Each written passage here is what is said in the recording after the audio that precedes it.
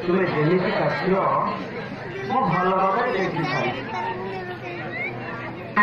तुम्हार राजस्वरण बोली किसी ना तुमको केमी बाहर अरे सुन मैं हूँ सौराष्ट्र राज्यर राजपुत्र आउ तुम्हें हूँ सौदागर झील मुझे तुमको बाहर है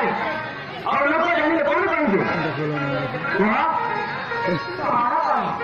इसमें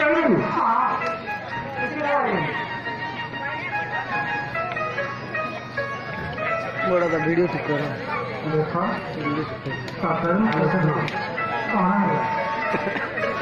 तुम्हें जितने वो